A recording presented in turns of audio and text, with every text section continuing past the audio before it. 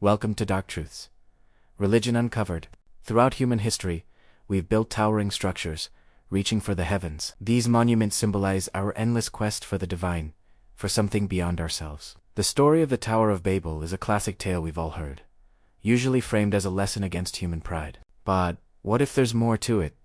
What if the truth is darker and far more profound? The Bible tells us that humanity, united in language and purpose, said, "Let us make a name for ourselves." They began building a tower to the heavens. This wasn't just about arrogance, but a celebration of their unity, a collective dream to achieve the impossible. But then, a strange thing happened. God looked down and said, "Now nothing will be restrained from them." He then confused their languages and scattered them across the earth. This has always puzzled thinkers and theologians. Why would an all-powerful God feel threatened by a brick tower? Why would human ambition trigger such a dramatic response? Was it really about hubris? Or was it something else entirely? Some ancient texts, like the Zohar, offer a fascinating alternative.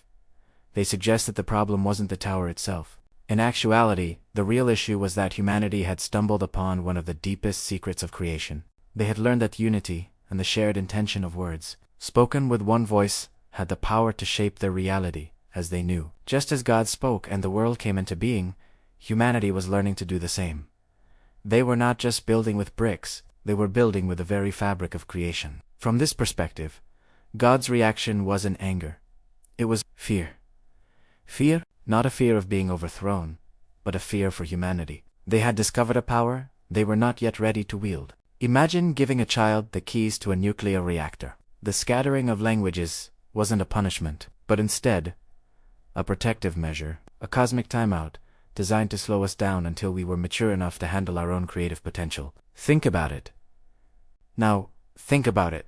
The true threat wasn't a physical tower reaching the sky. It was a united humanity, speaking with a single, powerful voice, capable of manifesting their collective will into reality. That was the power that God saw, and perhaps the power he feared we would misuse.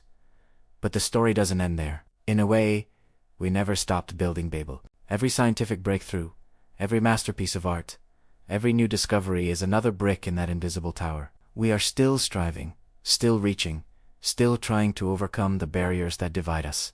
The internet, global communication, and artificial intelligence. Are these not our modern attempts to reunite the scattered tribes of humanity, to once again speak with a common understanding? We are piecing together the fragments of that ancient, unified consciousness. We are driven by the same impulse that moved our ancestors on the plains of Shinar, the desire to connect, to create, and to transcend our limits. The legacy of Babel is alive and well, not as a symbol of failure, but as a promise of what we might one day become. So, as we stand here today, at this crossroads of technology and faith, the question remains, are we rebuilding Babel? And if we are, will we finally be ready for the power that comes with it?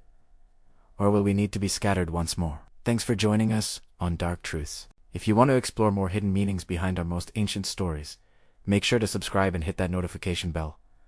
Let us know in the comments what you think. Are we repeating history?